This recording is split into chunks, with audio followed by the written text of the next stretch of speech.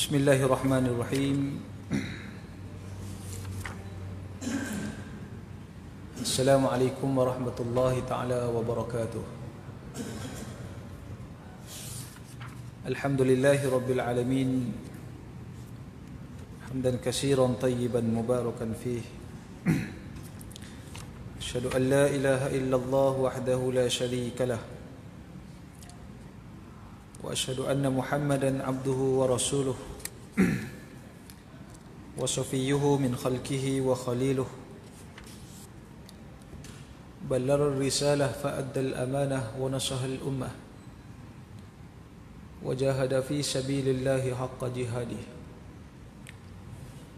Allahumma salli ala sayyidina Muhammadin al-fatih lima ughliqa wal khatim lima sabaq nasiril haqq bil haqq wal hadi ila siratikal mustaqim. Rabbi shrah li sadri wa yassir li amri wahlul 'uqdatam bil lisani yafqahu qawli. Allahumma 'allimna bil 'ilmi wa zayyinna bil hilmi wa akrimna bit taqwa wa jammilna bil 'afiyah. Allahumma laula anta mahtadaina fala tasaddaqna wa la sallaina. وأنزل السكينة علينا وثبت الأقدام إلا قينا يا رب العالمين. Ya Allah, ya Tuhan kami, kalaulah tidak sekiranya petunjuk dan hidayah daripada-Mu, nescaya pada malam ini kami tidak akan bersembahyang dan tidak akan bersedekah. Maka turunkanlah kepada kami ya Allah rahmat, petunjuk dan ketenangan daripada-Mu, serta bantukanlah kami ya Allah dalam menghadapi musuh-musuh-Mu. Allahumma khtim lana bi ahsanil khatimah. Ya Allah, ya Tuhan kami, matikanlah kami dalam keadaan mati yang terbaik. Wala takhtim alaina ya Allah bisu'il khatimah. Janganlah sekali-kali kamu matikan kami dalam keadaan mati yang tidak baik. Amin ya rabbal alamin. Yang dirahmati Allah, Tuan Nazir dan timbalannya, tuan-tuan imam, para bilal, ahli jawatankuasa dan pegawai-pegawai masjid, para alim ulama, pimpinan-pimpinan masyarakat, muslimin muslimat, tetamu Allah Subhanahu wa taala sekalian. Alhamdulillah, pada malam ini sekali lagi kita dapat bertemu di rumah Allah Subhanahu wa taala ini dalam satu majlis ilmu, majlis yang mendapat keberkatan di sisi Allah Subhanahu wa taala. Dan alhamdulillah sama-sama kita diberi hidayah, taufik, kekuatan oleh Allah untuk datang bertamu di rumah Allah Subhanahu wa taala pada malam ini. Mudah-mudahan amal yang kita lakukan pada malam ini, kita doakan Allah Ta'ala terima segalanya, dan kita doakan juga mudah-mudahan Allah Ta'ala akan kurniakan dengan ganjaran yang besar di sisi Allah di hari akhirat nanti insya-Allah. Jadi tuan-tuan sekalian, lama dah tak mari masjid ni. Tuan-tuan sihat belaka ke? Lama tak tengok, alhamdulillah. Sempat tengok masjid ni lah, saya rasa jemaah muda-muda belaka, 18 belaka nampak. Jadi alhamdulillah. Jadi alhamdulillah, mudah-mudahan sihat belakalah. Jadi tuan-tuan sekalian, untuk perkongsian kita pada malam ini insya-Allah, saya nak bacakan beberapa ayat daripada surah Al-Kahfi, bermula daripada ayat 60 sehinggalah setakat masa yang kita ada insya-Allah. Berapa lama masjid ni biasa kuliah? Lama ke ji? 2 hari. Kalau 2 hari insya-Allah kita baca satu surah. Baik. Jadi insya-Allah malam ni tuan-tuan sekalian, saya baca bermula daripada ayat 60. Bagi tuan-tuan yang ada Quran boleh buka, boleh tengok insya-Allah. Surah Al-Kahfi, yang mana Allah Subhanahu wa taala berfirman, A'udzubillahi minasyaitonir rajim. وإذ قال موسى لفتاه لا أبره حتى أبلغ مجمع البحرين أو أمضي حقبا falamma balagha majma'a bainihima nasiya hutahuma fattakhadha sabilahuma fil bahri saraba. Maksudnya, dan ingatlah akan satu peristiwa ketika mana berkatanya Musa alaihi salam kepada pembantunya, aku tidak akan berhenti berjalan sehingga mana aku bertemu dengan pertemuan dua laut, ataupun aku akan terus berjalan sekalipun bertahun-tahun. Falamma balagha majma'a bainihima, ketika mana mereka sampai ke tempat pertemuan dua laut itu, mereka akan terlupa perihal ikan mereka yang mana melompat keluar terus masuk ke dalam laut. Jadi ini dua ayat yang saya bacakan pada malam ini merupakan kisah Nabi Musa alaihi salam dan pembantunya. Malam ni kita cerita je boleh? Boleh tak kita cerita dah? Kalau semua-semua ngaji ngatuk mata kau dah. Dengar cerita kalau ngatuk mata juga. Tak tahulah tu. Jadi tuan-tuan, malam ni kita nak santai-santai je boleh? Di mana malam ni kisah Nabi Musa. Sebab apa Allah Ta'ala turunkan ayat ini? Dia ada kisah sebelumnya menurut hadis Nabi sallallahu alaihi wasallam. Nabi Musa alaihi salam ni tuan-tuan, suatu hari ketika Nabi Musa dia sedang mengajar kepada Bani Israel. Kaum Nabi Musa ni keturunan dia Bani Israel. Saya rasa saya dah beritahu tuan-tuan sekalian, Israel ni dia bahasa Yahudi. Maksud Israel ni hamba Allah. Isra dengan makna hamba, Il dengan makna Allah, Tuhan. Waktu Bani Israel kaum Nabi Musa. Jangan kita nak marah ke Israel yang ada hari ni, kita kutuk Israel, kita cela dia, jangan. Kalau kita boleh cela Zionis, Yahudi Zionis yang zalim, yang jahat, yang telah menumpahkan berjuta nyawa umat Islam yang tidak berdosa di atas kepentingan hawa nafsu mereka semata-mata. Jadi Bani Israel ni dia keturunan Nabi Musa. Macam kita Melayu, ada orang Cina, ada orang Arab, ada orang India. Nabi Musa ni Arab di kalangan Bani Israel. Arab ni banyak tuan-tuan. Kita Melayu banyak orang tak? KL, Selangor, Terengganu, lain-lain belaka tu. Jadi Bani Israel ni suatu hari ketika Nabi Musa duk mengajar kaum dia, tengah Nabi Musa menyampaikan ilmu, bangun seorang pemuda di kalangan mereka, dia tanya Nabi Musa. Dia kata, wahai Musa, adakah orang yang lebih alim daripada kamu ni wahai Musa? Ada tak orang yang alim lagi pada kamu? Tujuan dia tanya tu tuan-tuan, tujuan dia nak mengelak. Dia tak mau dengar ajaran Nabi Musa, dia tak mau dengar. Ni tujuan dia tanya. Batu tanya ni pun banyak jenis juga. Ada orang tanya nak tahu sungguh, betul tak? Ada orang tanya nak beri jawapan. Ada orang tanya nak mengelak. Ada orang tanya nak menganjing. Ada belaka jenis pertanyaan. Jenis-jenis pertanyaan banyak. Kaum dia ni dia tanya Nabi Musa kerana dia nak mengelak. Dia tak mau dengar ajaran Nabi Musa. Nabi Musa dengan tegas Nabi Musa kata, tak ada. Tidak ada orang yang lebih alim pada aku seorang je. Kerana Nabi Musa dia tahu yang mendapat wahyu dia.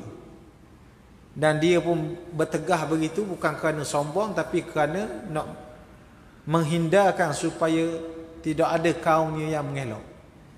Macam kita lah biasa. Kita akan biasa kalau nak mari masjid, nak beri kuliah, kita akan tanya dulu, betul tak? Malang ni ustaz apa mengajar? Pilih ustaz. Malang ni ustaz apa mengajar? JK pun kata, ustaz awak ni, awak cakap Terengganu tu. Oh, dak sedap ustaz tu, tak mau mari lah. Umpamanya. Dak sedap ustaz tu, tak mau mari. Dak mari kuliah. Tak mari mengaji. Kalau ustaz awak sedap pula, ustaz mana mengajar malam ni? JK kata, ustaz sekian-sekian. Oh, sedap ustaz ni. Pukul 5 mari dah. Oh, semangat ke ustaz? Dah. Bukan salah pilih ustaz tuan-tuan sekalian, tapi jangan terlalu memilih. Kerana kita kalau boleh ambil segala ilmu yang baik untuk kita guna, untuk kita amal, supaya menjadi saksi di hadapan Allah di hari akhirat. Kena tukar sikit soalan tu. Jangan tanya ustaz apa mengajar malam ni, kena tanya ustaz ajar apa malam ni. Baru betul soalan. Baru sedap dengar. Alignment tu baru comel. Nah, ni tanya ustaz mana. Siang ke ustaz, ada ustaz mari, tak ada orang. Nah. Jadi tuan-tuan sekalian, Nabi Musa ni kaum dia tanya nak mengelak. Nabi Musa dengan tegas dia kata tak ada. Bila Nabi Musa jawab begitu, Allah Ta'ala menegur Nabi Allah Musa alaihi salam. Tuhan kata ada orang yang lebih alim daripada kamu wahai Musa. Itu Nabi Allah Khadir alaihi salam. Ini kisah Nabi Musa dan Nabi Khadir. Yang saya nak sebut pada tuan-tuan sekalian, bila Allah Ta'ala kata ada, itu Nabi Khadir, dia lebih tinggi ilmu daripada kamu. Nabi Musa ni tuan-tuan tengok sikap Nabi Musa dengan ilmu. Nabi Musa tanya tu, Allah, wahai Allah, macam mana aku nak bertemu dengan Khadir ni, kerana aku nak belajar ilmu dengan dia. Padahal dia tu Nabi Musa tu. Tuan-tuan kalau mengaji bab Nabi, bab Rasul, Nabi ni Allah Ta'ala utuh atas muka bumi ada kurang lebih 124,000 orang Nabi.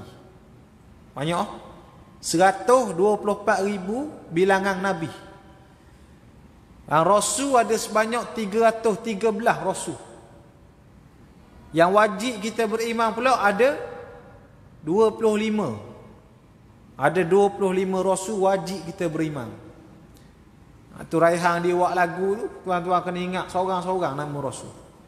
Kalau Raihan dah buat lagu, kita ingat tak malam ni nama Rasul. Nama Ronaldo ingat kita. Nama Rasul barangkali payah nak ingat. Mujur Raihan buat lagu, boleh pahala dia banyak. Dah. Pitih boleh, pahala boleh. Ni. Kena ingat, kena tahu 25 Rasul ni. Dalam 25 Rasul yang wajib beriman, ada 5 Rasul dipanggil sebagai Rasul Ulul Azmi. Rasul yang paling tinggi pangkat dia. Salah seorangnya ialah Nabi Allah Musa alaihi salam. Maka Nabi Musa yang kita baca kisahnya malam ni, antara Rasul yang paling hebat yang diutuskan oleh Allah Subhanahu wa Ta'ala. Kerana dia ni Rasul Ulul Azmi. Tapi tuan-tuan tengok, Rasul Ulul Azmi Nabi Musa ni, bila Tuhan kata ada orang yang ada ilmu lebih pada kamu, Nabi Musa terus tanya Allah, aku nak jumpa lagu mana orang ni, kerana aku nak belajar ilmu. Pada hari Rasulullah Azmi dah, masih lagi nak cari ilmu. Kita malam ni ulu apa kita? Baulu. Baulu banyak orang kita. Makan baulu je. Ni Rasulullah Azmi Nabi Musa alaihi salam. Dia cari. Di sinilah bermulanya ayat 60 yang Allah Ta'ala cerita ni, pengembaraan perjalanan Nabi Musa. Dia bawa pembantunya untuk cari Nabi Allah Khadir. Allah Ta'ala kata, kamu cari Nabi Khadir di tempat pertemuan dua laut. Majma'al Bahrain, dua laut, tempat pertemuan dua laut. Macam mana tempat pertemuan dua laut ni? Ustaz boleh terangkan ke tidak? Kita nak tahu. Saya pun tak tahu tuan-tuan. Nabi Musa pun tak tahu. Lalu Allah Ta'ala beri clue. Clue dia, tempat pertemuan laut ni, bila kamu lalu tepi laut tu, kamu akan bertemu fil bahri ajaba. Kamu akan tengok ada satu peristiwa yang pelik, yang ajaib berlaku. Maka itulah tempat pertemuan dua laut. Di situlah kamu akan bertemu dengan Nabi Khadir alaihi salam. Nabi Musa pun berjalan. Nabi Musa berjalan. Lalu bila jauh dah perjalanan, Nabi Musa kata apa dia? Nabi Musa ajak berhenti kali pertama. Masa berhenti kali pertama ni tuan-tuan, itulah sebenarnya tempat pertemuan dua laut. Tapi perkara ajaib yang Tuhan sebut tu, tak sempat Nabi Musa tengok. Nabi Musa minta, bila berhenti kali pertama, Nabi Musa minta makanan dia dengan pembantu dia. Pembantu Nabi Musa ni dia bawa seekor ikan. Bawa ikan seekor, masak dah lah. Tak, maknanya buka tu boleh makan terus. Nabi Musa pun makan, dia makan separuh. Dalam riwayat menyebut Nabi Musa makan sebahagian. Ni para nabi, para rasul ni tuan-tuan, dia tak makan banyak macam kita. Kita si ikan siakak 3 rasa seekor, kita seorang je. Tu pun tak cukup. Tambah satu lagi. Punya makan banyak kita. Tak salah tuan-tuan kalau perut tu besar, makanlah banyak. Nah, tapi ibadat kena banyak jugalah. Makan kena banyak, ibadat pun banyak, mengaji kena banyak, ilmu kena banyak. Biar seimbang. Jangan makan saja banyak. Makan banyak, mengaji tak ada. Tak, fardu ain tak erti. Ni tak jadi. Nabi Musa dia makan separuh, sebahagian sahaja. Lalu dia tidur, dia berehat. Masa mula-mula berhenti. Pembantu dia menjaga Nabi Musa, tengah dia jaga, ketika dia jaga Nabi Musa sedang berehat, berlaku peristiwa ajaib yang Allah Ta'ala sebut. Ikan yang Nabi Musa dah makan tu dengan kuasa Allah. Dengan kuasa Allah Subhanahu wa Ta'ala, fattakhaza sabilahu fil bahri saraba. Allah Ta'ala kata, dengan kuasa aku ikan ni hidup balik, dia melompat masuk dalam laut. Ni benda ajaib berlaku. Bila masuk dalam laut dah berlalu, yang jadi masalah dalam kisah ni, pembantu dia tak cerita ke Nabi Musa. Dia tak cerita ikan tu melompat masuk dalam laut, pembantu dia ni tak cerita ke Nabi Musa. Nabi Musa selesai berehat, Nabi Musa ajak berjalan lagi. Ayat 62 Allah Ta'ala cerita sekali lagi, falamma jawaza qala li fatahu atina ghada'ana. Ketika kali kedua dah nak ajak berhenti, Nabi Musa dalam keadaan jauh dah berjalan, Nabi Musa ajak berhenti kali kedua. Nabi Musa kata apa? Atina ghada'ana. Bagi balik makanan aku. Makanan aku yang separuh lagi tinggal aku nak makan balik kerana dah lapar, kerana dah penat. Ketika Nabi Musa minta, dia kata apa? Qala ara'aita iz awayna ila as-sakhrah fa inni nasitul hut wa ma ansanihu illa asy-syaitanu an adhkurah wattakhadha sabilahu fil bahri ajaba. Pembantu Nabi Musa ni, bila kali kedua Nabi Musa minta makanan, dia mari rasa takut, ketar dah, berdebar dah. Sebab apa? Ikan dah melompat tadi. Dia lupa nak cerita awal-awal. Ikan melompat, Nabi Musa time makan dia dah. Nak bagi makanan macam mana ikan tak ada dah. Lalu dia kata apa? Qala ara'aita iz awayna ila as-sakhrah. Wahai Musa, wahai Tuan. Qala ara'aita. Wahai Tuan dia panggil. Boh dia. Orang dulu panggil Tuan. Bahasa hari ni bosku. Bahasa hari ni tuan-tuan. Saya ambil bahasa orang muda. Bukan kata Nabi Musa ni bosku. Jangan salah faham. Bahasa istilah. Bos hari ni. Dulu orang panggil Tuan. Dia kata, wahai Tuan, aku tak ingat nak cerita pada kamu, dia kata. Fa inni nasitul hut. Aku lupa akan perihal ikan itu. Ikan kamu itu, dia telah melompat keluar masuk ke dalam laut. Aku lupa nak cerita.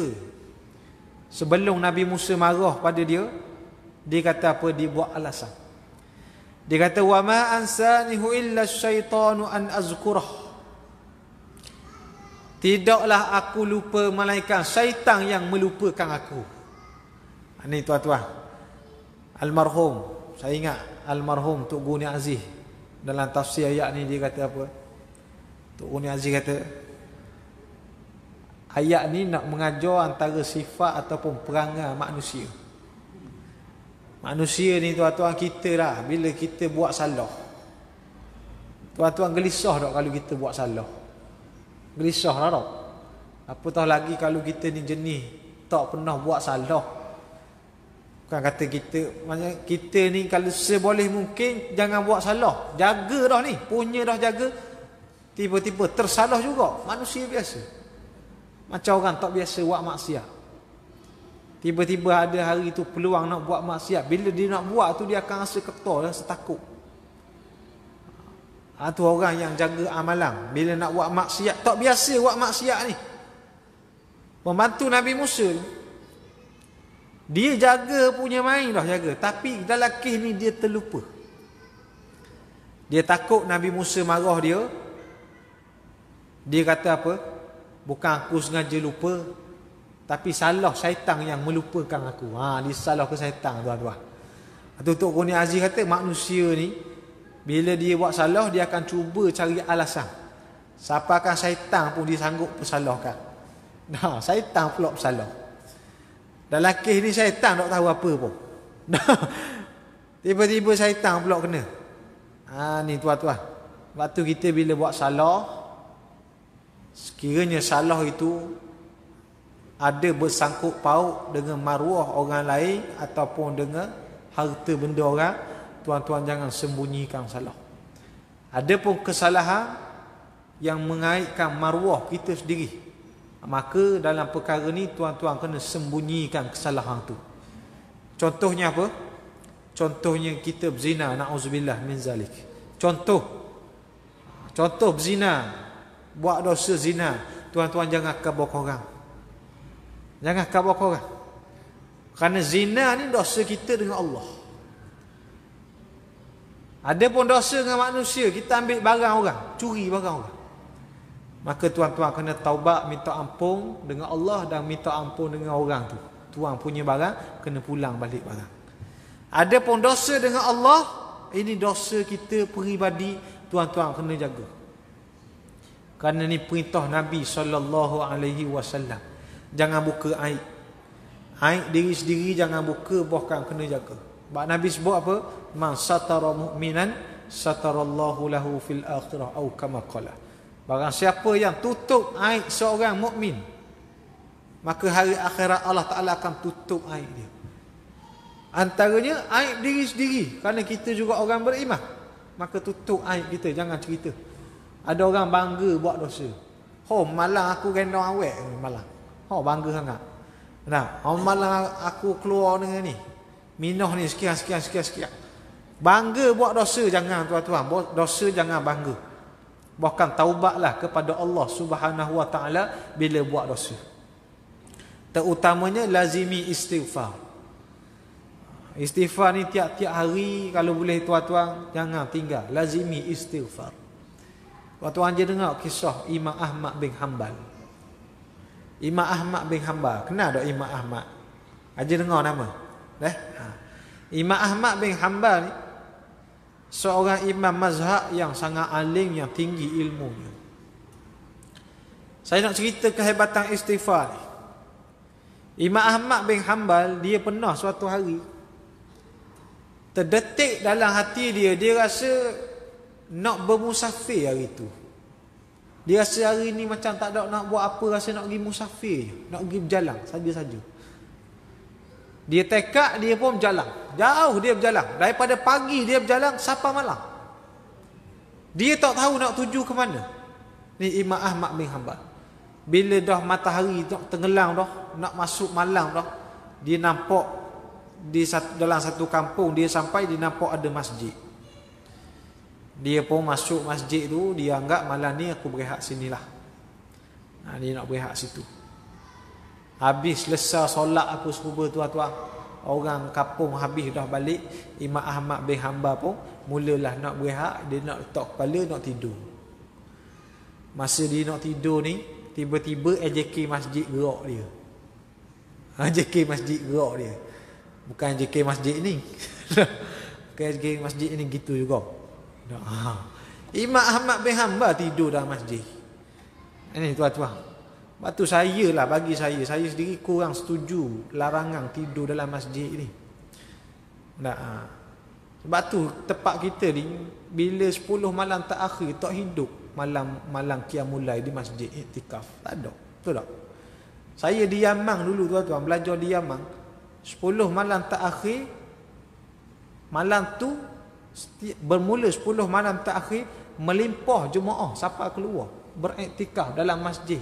Berehat dalam masjid, ibadah dalam masjid, mengaji Quran dalam masjid. Balik tak balik, malam raya baru balik rumah. Ni Imam Ahmad bin Hanbal, dia iktikaf dalam masjid tu, dia nak tidur.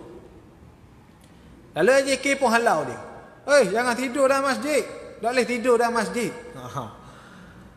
Dia tak tahu itu Imam Ahmad bin Hanbal. Orang dulu tuan-tuan tak ada Facebook. Kalau sebut nama Imam Ahmad bin Hanbal orang tahu. Tapi muka lagu mana tak tahu. Imam Ahmad ni tok guru besar, takkan dia nak bergocoh dengan AJK. Tak.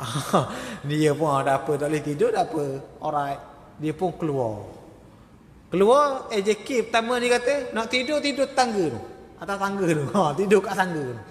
Bekeng AJK masjid tu. Nah. Imam Ahmad pun tidur kat tangga. Baru nak terlelap, mari pula AJK kedua. Power lagi bekeng dia. Dia kata, masjid bukan tempat tidur. No, keluar. Tidur luar pagar. Bekeng masjid tu. AJK jangan bekeng macam tu. Imam Ahmad bin Hanbal pun dia keluar. Disaksikan seorang pokcik yang jual roti. Pokcik ni tengok, wahai orang musafir, mari sini. Ada apa kamu dengan masjid ni? Aku dengar macam bising je. Tak. Imam Ahmad kata, aku tidak dibenarkan tidur dalam masjid ni. Aku musafir jauh, aku nak berehat. Tapi aku tak dibenarkan tidur dalam masjid ni. Pokcik awak roti ni kata, jangan. Masjid ni AJK bekeng-bekeng. Salah parking kereta dipanggil bomba simbah air. Bekeng masjid ni yang awak main. Baru Imam Ahmad tahu. Padahal tuan-tuan, masjid tu antara masjid penganutnya banyak yang bermazhab Hambali. Tok guru besar mari tak kenal. Tapi Imam Ahmad pun relax lah. Penjual roti ni kata, tak apa, mu tidur dekat aku nak buat roti ni. Mu tidur dekat gerai aku. Nabi Imam Ahmad bin Hanbal duduk berehat. Dia pun duduk uli roti. Dengan tengah uli roti ni, mulut dia ni istighfar. Astagfirullah. Imam Ahmad bin Hanbal duk perhati pokcik ni. Duk berhenti istighfar ni. Habis jual roti, pokcik ni kata, mari balik rumah aku lah. Rumah aku tak ada orang kok. Dah kalau aku tinggal pun takkan nak tidur begini. Balik rumah aku. Tengah jalan perjalanan balik ke rumah dia ni, mulut duk istighfar, duk cakap pun dengan Imam Ahmad. Siapa dekat rumah dia? Pokcik yang jual roti ni, dia panggil isteri dia. Dia kata, tolong siapkan makanan, minuman. Aku bawa tetamu malam ni nak berehat rumah kita. Tak. Sebelum Imam Ahmad bin Hanbal nak masuk ni tuan-tuan, ke rumah pokcik jual roti ni, dia tanya. Dia kata, sejak daripada kita bertemu dekat masjid tadi, aku berehat ketika membuat roti. Siapalah dalam perjalanan balik ke rumah kamu, aku perhati kamu tak berhenti istighfar. Apa kelebihan yang setakat kamu dapat sepanjang kamu istighfar sebelum-sebelum ni? Tanya Imam Ahmad bin Hanbal. Pokcik ni dia kata, subhanallah.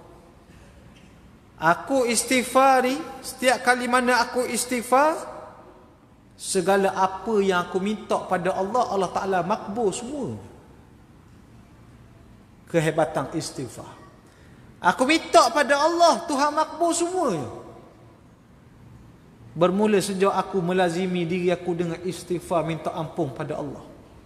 Memang betul tuan-tuan, Allah Ta'ala suruh, wa qultu astaghfiru rabbakum innahum kana ghaffara. Tuhan kata, banyakkan istighfar kepada Tuhan kamu.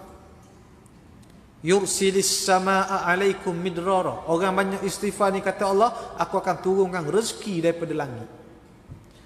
Pokcik ni dia kata, aku istighfar semua ni, antara benda yang aku perasan, setiap kali benda aku minta pada Allah, Tuhan makbul. Lambat ataupun cepat, confirm Allah Ta'ala makbul. Cuma dia kata, satu saja lagi yang hari ni tak makbul aku minta dengan Allah. Aku pun naik hairan lah. Apa permintaan ni, Tuhan tak makbul lagi. Dan dia kata, aku pun tak pelik manalah juga Allah Ta'ala tak makbul permintaan ini, kerana bagi aku ni permintaan yang agak pelik. Macam kelakar sangat aku nak minta benda ni dengan Allah dia. Imam Ahmad tanya, apa yang kamu minta dengan Allah? Pokcik ni kata, aku minta pada Allah supaya sebelum aku mati, Allah Ta'ala rezekikan aku bertemu dengan imam besar itu, Imam Ahmad bin Hanbal. Dia duduk bersama aku dan dia datang makan di rumah aku waktu aku minta pada Allah yang Tuhan tak makbul lagi. Terkejut besar Imam Ahmad tuan-tuan. Terkejut besar Imam Ahmad bin Hanbal. Orang Terengganu kata terkejut beruk dia tu. Ni kasar sikit. Terkejut sungguh.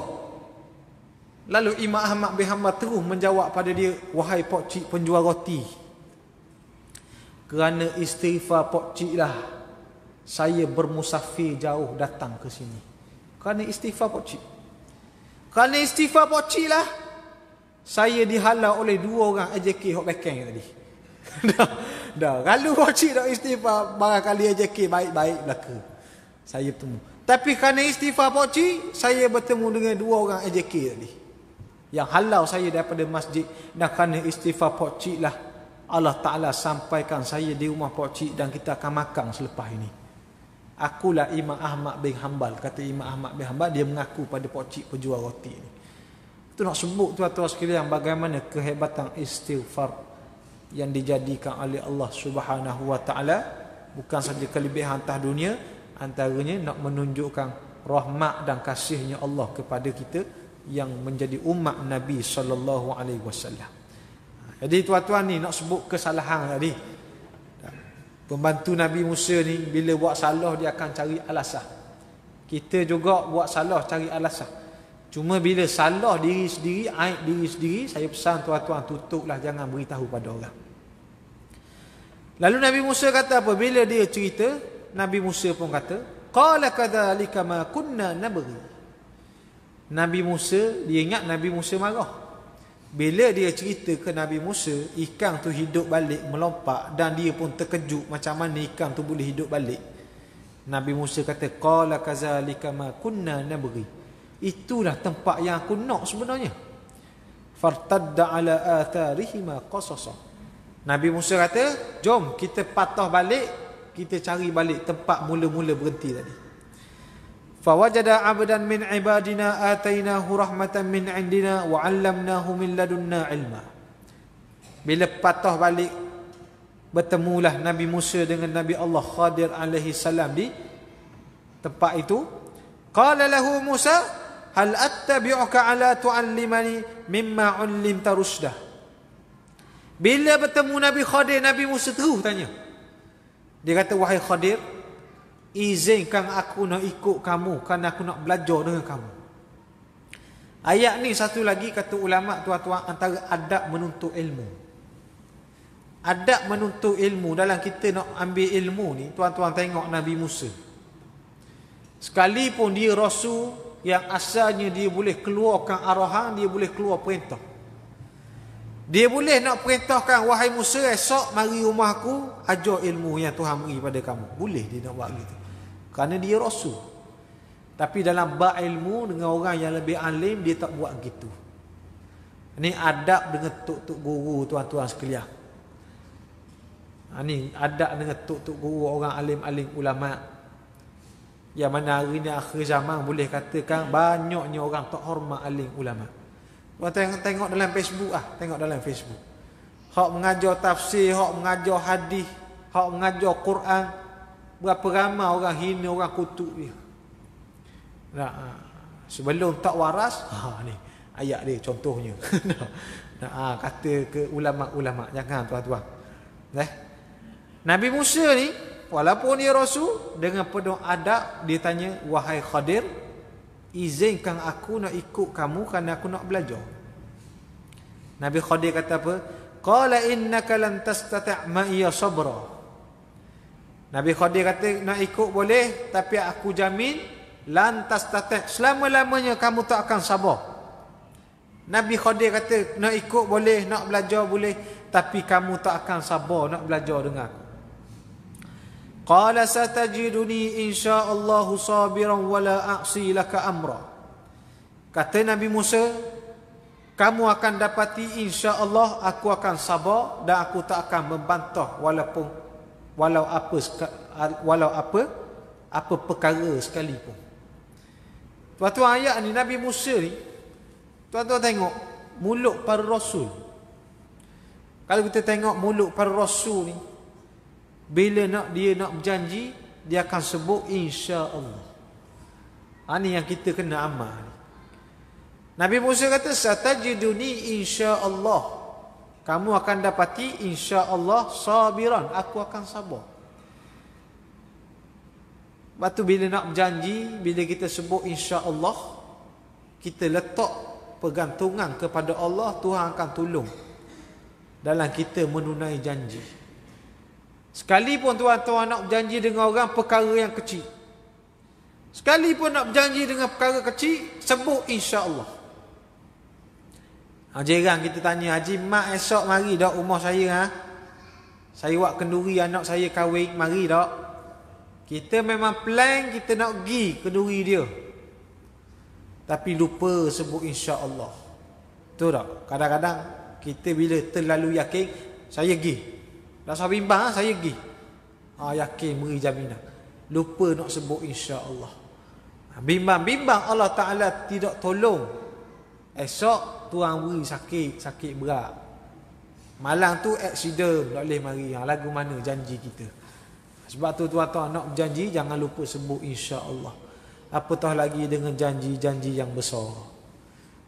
Janji-janji yang besar, lebih lagi lah kena meletakkan pengharapan dia kepada Allah Subhanahu wa taala.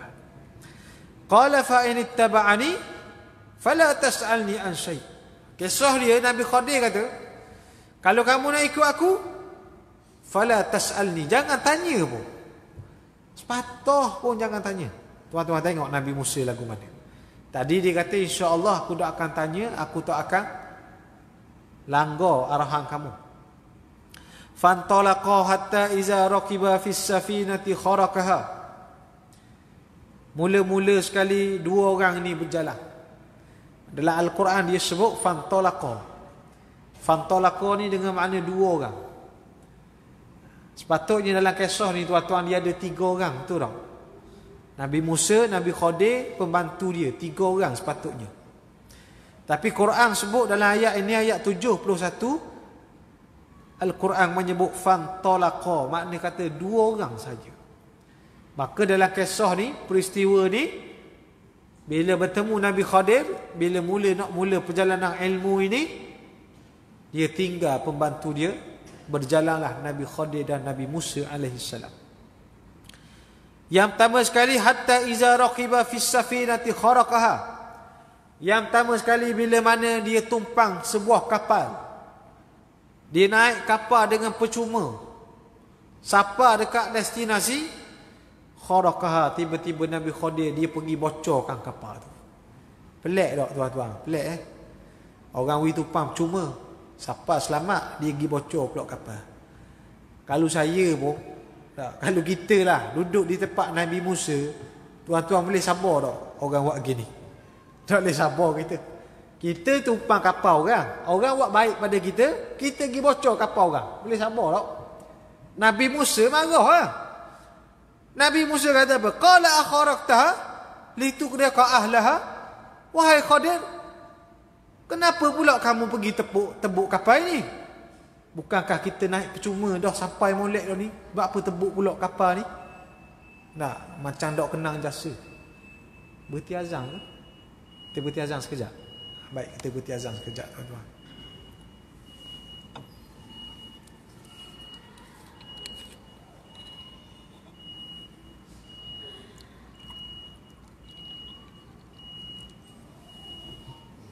Bismillahirrahmanirrahim.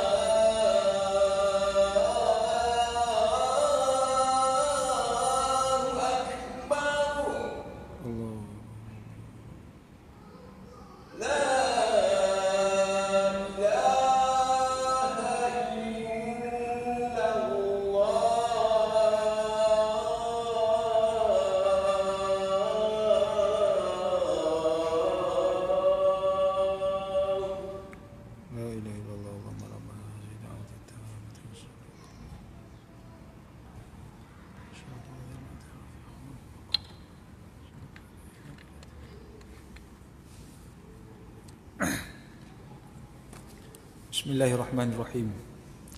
Sambung 10 minit insya-Allah. Jadi tuan-tuan, peristiwa pertama Nabi Musa alaihi salam,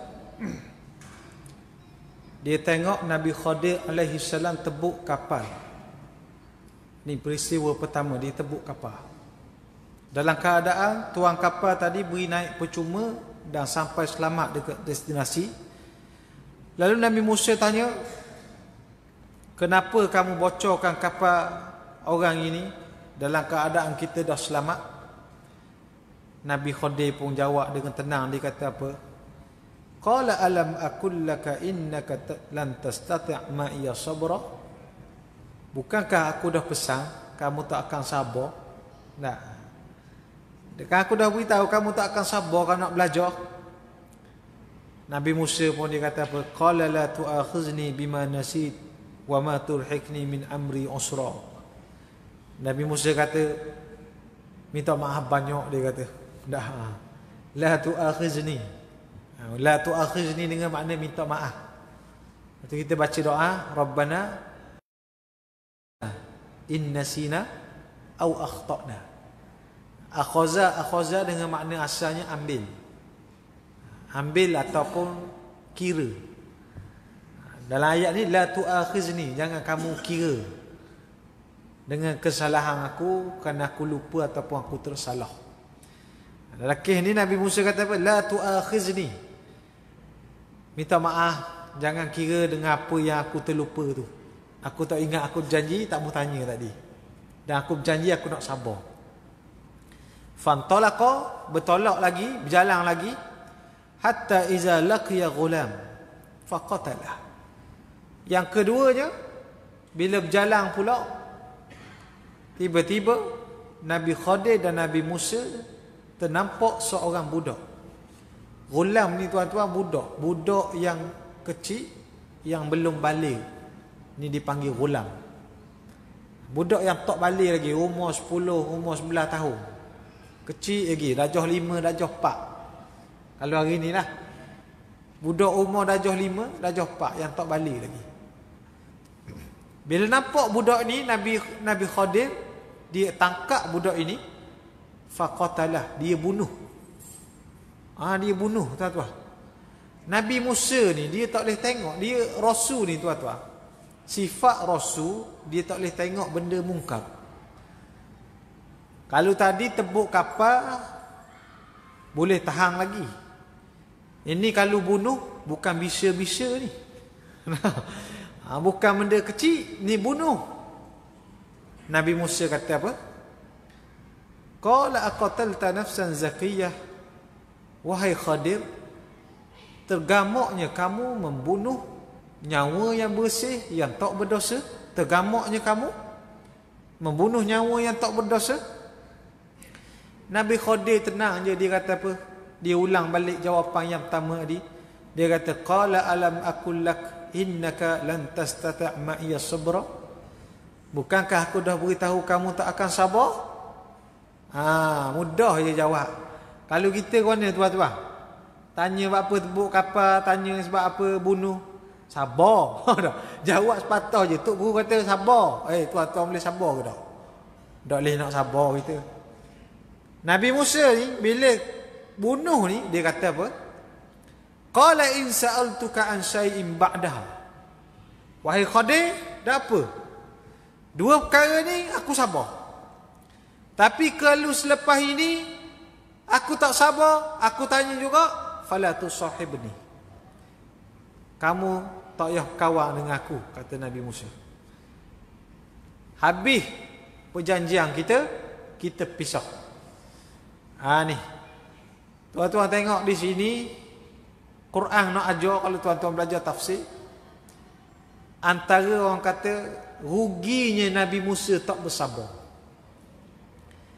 Yang letak syarat jangan berkawan kalau tanya kali 3, siapa dia? Nabi Musa yang letak syarat. Nabi Khadir tak letak.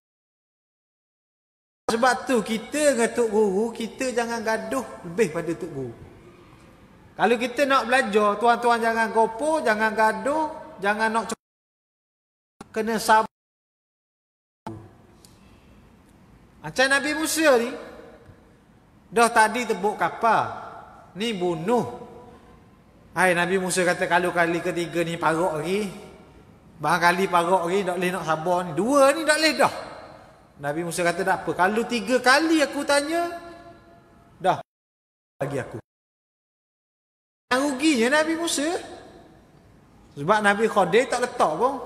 Kalau dia kata kalau 3 kali aku tanya, aku masih lagi nak belajar, barangkali Nabi Khadir kata boleh. Tapi yang ruginya Nabi Musa kata, fala tusahibni, mu jangan kawan dengan aku. Dia sendiri yang letak. Lalu fantalaqa, jalan lagi, hatta iza ataya ahla qaryah. Peristiwa kedua Nabi Musa, Nabi Khadir ni, dia masuk ke sebuah kampung. Masa masuk ke sebuah kampung ni, masa tu berjalan jauh dah. Tiba-tiba diuji oleh Allah, mari perut lapar. Mari perut lapar, mari fikir nak tidur mana malam ni. Tak ada tempat tinggal ni. Nabi Khadir dia ajak Nabi Musa ketuk setiap rumah orang kampung. Ketuk rumah orang kampung untuk apa? Minta makanan. Ini tuan-tuan, yang ketiga ni saya nak tekankan sikit. Ini Quran ajar kita hak sesama Islam. Hak sesama Islam. Hak ni benda wajib kita beri. Bukan pilihan, bukan sunat. Lepas tu tuan-tuan, kalau kita tepat di ni, kita apa? Petaling Jaya sini kat. Ni PJ. Orang panggil PJ. Kalau ada orang Islam daripada jauh bermusafir datang ke tempat kita, umpamanya orang Islam Rohingya, umpamanya contoh, dia mari daripada Rohingya berjalan musafir jauh sampai tempat kita, dia mengadu pada umat Islam sini. Dia ni musafir jauh, dia mengadu dia tidak ada makanan, terputus bekalan makanan dan dia tidak ada tempat tinggal. Tuan-tuan, orang Petaling Jaya wajib salah seorang ambil tanggungjawab bagi makan dan bagi tempat tinggal pada saudara kita Islam yang datang dari Rohingya. Wajib. Wajib ni benda ma yusabu ala fi'lihi wa yu'aqabu ala tarkih. Benda yang diberi pahala yang besar bila buat dan akan mendapat dosa bila mana tinggal. Ini Islam ajar hak sesama Islam. Sekalipun bukan bangsa kita. Ada orang tuan-tuan, saya pernah pergi satu masjid tu. Dia halau pelarian Rohingya, Bangladesh dia halau. AJK Masjid Bekeng. Ada juga. Dah habis dia halau. Jangan. Tuan-tuan paling kurang kalau tak boleh nak bantu apa, beri makan biar dia kenyang. Paling kurang.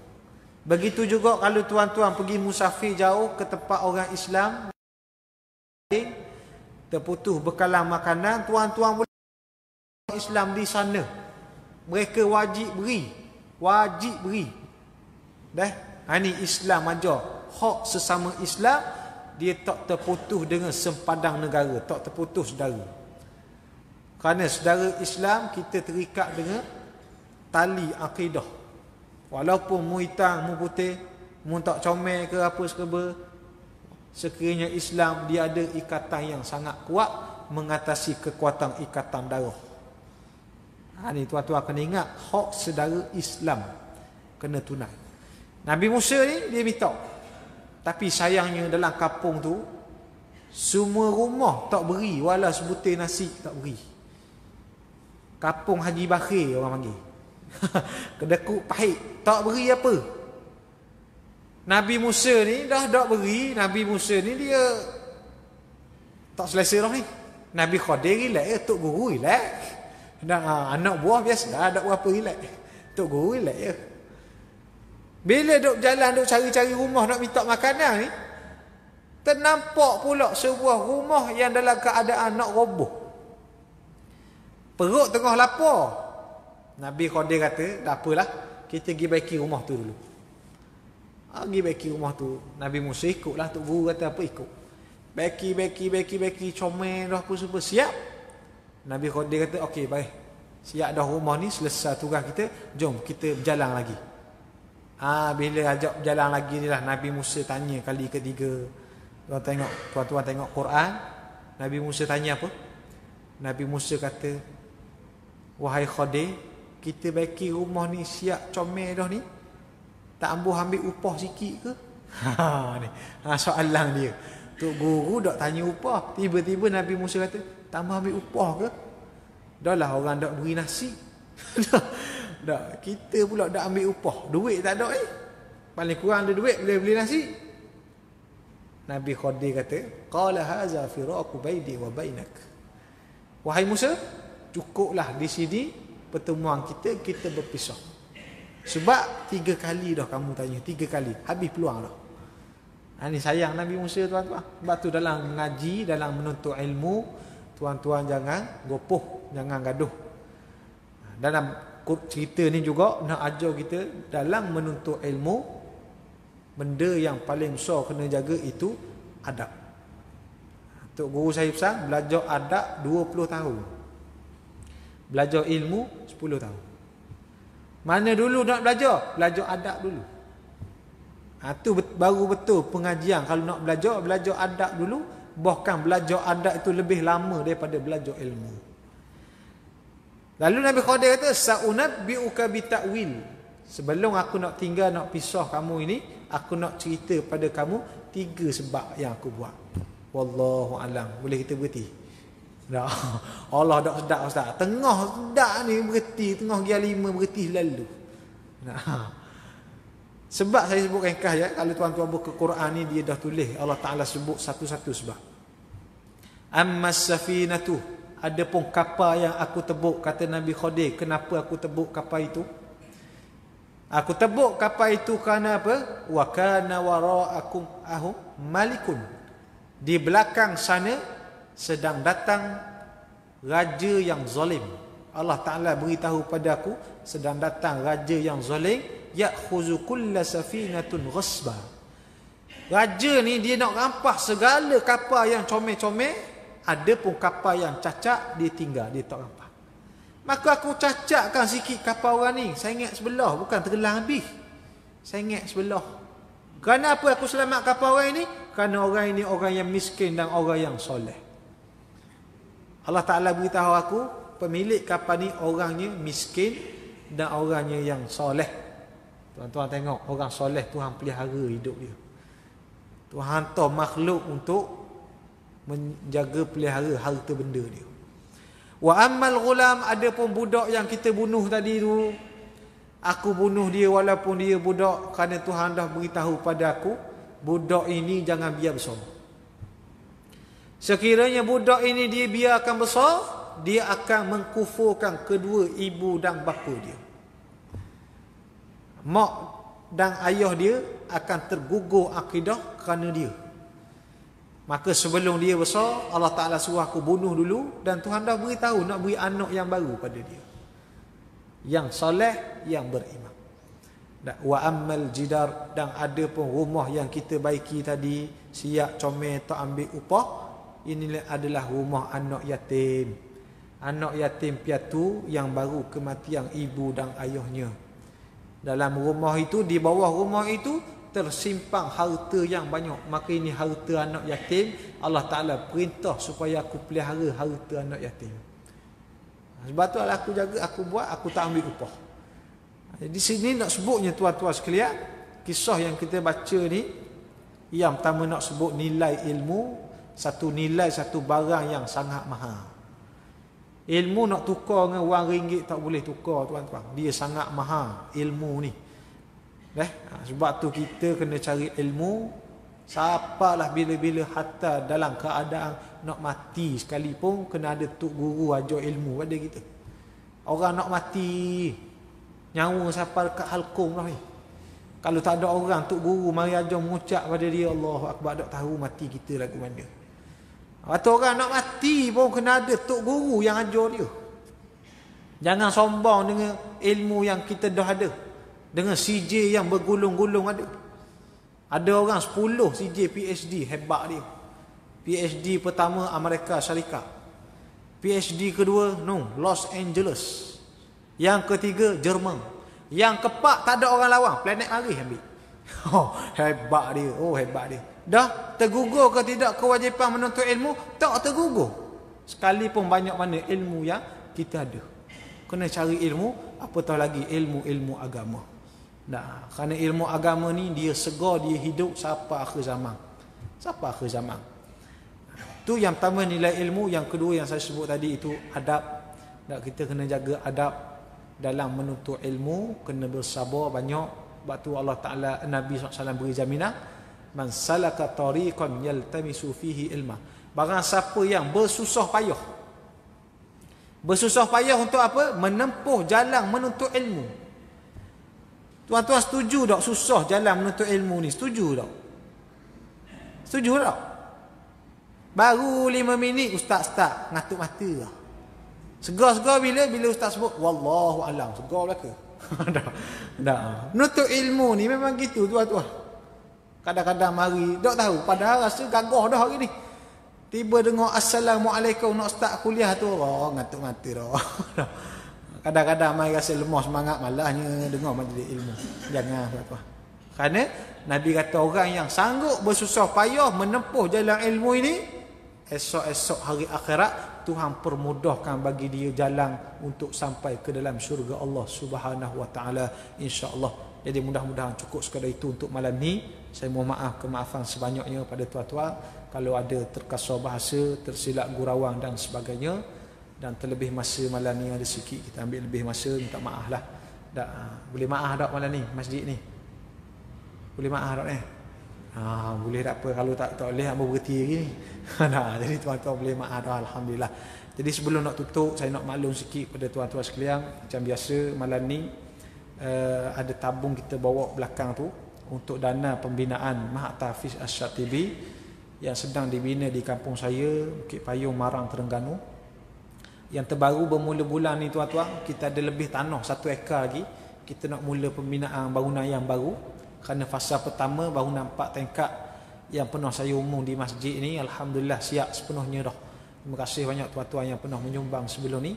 Cuma untuk fasa kedua ni kita nak mula pembinaan yang baru, kita nak tambung tanah seluas 1 ekar. Kos yang diperlukan sebanyak RM60,000. Start bulan ni saya bermula cari balik dana untuk tambung tanah dan untuk dana mendirikan bangunan yang barulah. Jadi mana-mana tuan-tuan yang nak ambil peluang, ada tabung di belakang sana. Muslimat pun lepas mayang boleh. Boleh sama-sama marilah. Boleh. Sebab biasa saya tengok muslimat yang bagus menyumbang ni. Jack sikit malam ni. Puji sikit. Yang keduanya tuan-tuan, di luar sana pula dekat pintu tu. Dulu saya pernah bawa kepuk lekor Terengganu. Ada orang kata, ustaz bawa pulak kalau mari. Malam ni saya bawa pulak tuan-tuan. Panas-panas baru siap petang tadi. Siapa buat? Saya sendiri buat. Malang aja, siang kita getek kepuk. Jadi bukan hak sedap sekali lah, sedap berkali-kali insya-Allah. Jadi tuan-tuan boleh tengok ada kepuk belakang juga insya-Allah. Pakat-pakat dululah. Wallahu alam. Assalamualaikum warahmatullahi wabarakatuh. Bismillahirrahmanirrahim. Alhamdulillahirabbil alamin wassalatu wassalamu ala asyrafil anbiya'i wal mursalin wa ala alihi wa sahbihi ajma'in. Allahumma inna nas'aluka ilman nafi'a wa rizqan wasi'a wa rizqan halalan tayyiba wa shifaa'an min kulli da'. Rabbana atina fid dunya hasanah wa fil akhirati hasanah wa qina adzaban nar. Wa sallallahu ala sayyidina Muhammad wa ala alihi wa sahbihi wa sallam. Alhamdulillahi rabbil alamin.